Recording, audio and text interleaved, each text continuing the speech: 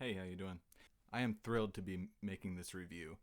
I was at work on break and I checked my phone to see what new music had come out, and I saw that Brun had released a new album, and you bet your butt I was going to be reviewing that because I've been such a big fan of hers for the last couple of years.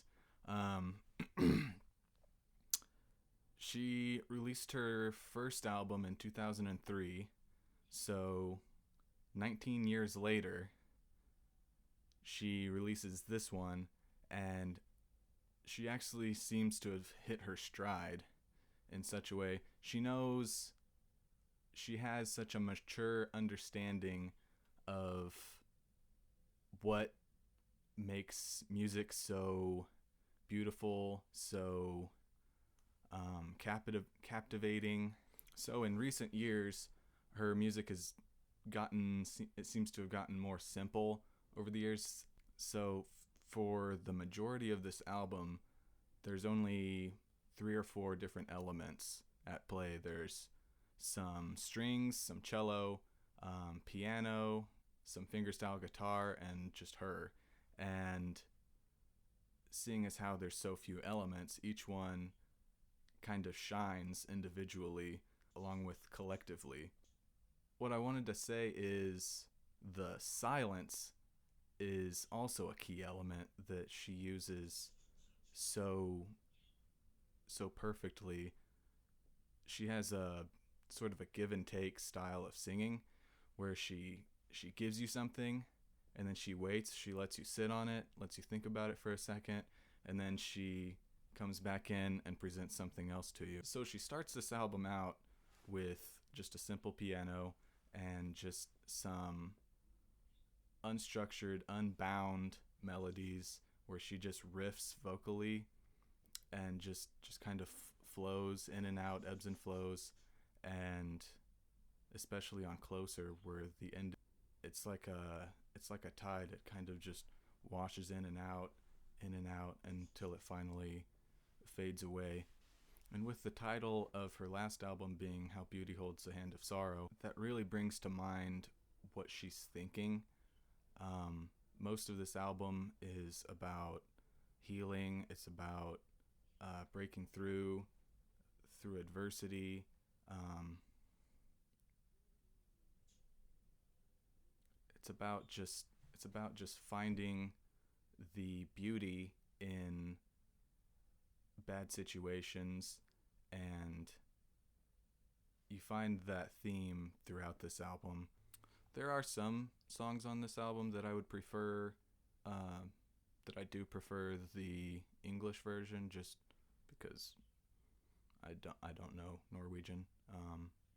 But anyway, uh, but the mixing seems to be greatly improved. On the last album, her vocals were a little too pronounced or too present in the mix, and here they kind of sit perfectly within the piano and guitar and cello, and on some of them the synth, which we'll talk about that in a little bit. I'm not a big fan of that. So on track 4, you really just feel a wave of happiness wash over you, which tends to happen pretty frequently on this album. But yeah, this one, she brings out the acoustic fingerstyle guitar, and just, it's just very delicate. There's a lot of delicate moments on this album. It's kind of strange though, because she's going for this very simplistic, very toned down sound, but on track 9 and 10, it turns into a weird sort of club scene type sound and really doesn't mesh. These, I believe both of these songs, tracks 9, Lily Ven, and Ta Tak I Me, I believe both of those were singles, and they should have remained singles because they really don't fit on this album at all. Especially track 10. That sounds more like it would be on the Stranger Things soundtrack, which is really weird because the rest of it is this very, very acoustic pop, folk, whatever you want to call it. And that really does, as a single, sure, knock yourself out, Anne. But on this record, maybe cut it, because it kind of just spoils, especially since track 11 and 12 really bring the ship back around to the very introspective, bittersweet, happy tone. But yeah, some high points. Track 8 was definitely a high point. She sounds like she's floating on a cloud on this one. It has a very 2000s European pop sound to it, which is very specific, but if you know 2000s European pop, this is it. Like maybe a harken back to her early work. I haven't listened to very much of her early work, but it sounds like it could be on one of her first albums. There's a through line of sort of healing, of understanding life is complicated, plans fall through, sometimes things don't work out, but there's beauty in that process, and beauty holds the hand of sorrow, which is why that's such a great title in my opinion. But every time I listen to Anne Brun, which I'm sure this is seeing as how music is just emotional manipulation, which is something I've decided to start saying. This probably happens to you too. When I listen to this type of music, especially Anne Brun and some others that have kind of followed in her footsteps, I feel very thoughtful, very contented after listening to it. Very much happier with the situation that I'm in, even if that situation isn't the best, isn't what I want it to be. I feel happier, and I think it's mainly due to just the simplicity of what she makes. There's not a whole lot going on, which gives you time to think about the things that are going on. But by far the best song on this album, by far, is Vage e Elske, which I've listened to the song probably 35 times, and I still almost get choked up every single time I listen to it. This embodies everything I've been talking about. It's just incredible. Like I said, the only low points on this record are tracks 9 and 10, which kind of just, which they would have worked as singles, but take them off of this album. I don't like it. It's just a strange decision. Anyway, that shouldn't detract too much.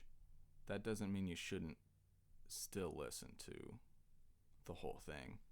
I mean, track 1, definite thumbs up. Track 2, thumbs up. 3, I prefer the English version, but still thumbs up. The mixing's better on this one. If we could just add the mixing from this one onto the English version, then that would be great, but still thumbs up. Track 4, this one, yeah, track 4, thumbs up. This is the acoustic guitar one. At its best, this album is breathtaking. At its worst, it's tracks 9 and 10. Track 5, this one's is a little strange, but it still fits in with the same aura of the album. Track 6, like I said, top tier stuff. 7, thumbs up. Track 8, thumbs up. Track 9, it's a little bit strange. It's kind of like a mix between tropical house beats with 80s R&B singing, which is fine, but not on an Brun album. But sort of a thumbs up, not really. Track 10, if this was Stranger Things, I'd definitely give it a thumbs up, but seeing as how it's not, kind of even on this one. That's definitely the only one that isn't an incessant thumbs up. Track 11, thumbs up. Track 12, thumbs up. But she really bears her soul on this, and you gotta appreciate how deftly she's able to touch you musically and spiritually. I like to think of her as lighthearted but heavy-spirited, because it sounds very airy, very breathy, very walking through a well-lit forest type of vibe.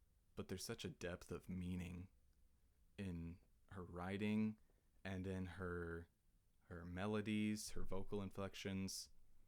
Everything has a purpose. After I listened to this album, I had to have a moment of silence just to kind of decompress. But if you can't tell by now, I highly recommend it. Nearmere by Brun. Definitely check it out. Yeah. Thanks for watching, and God bless.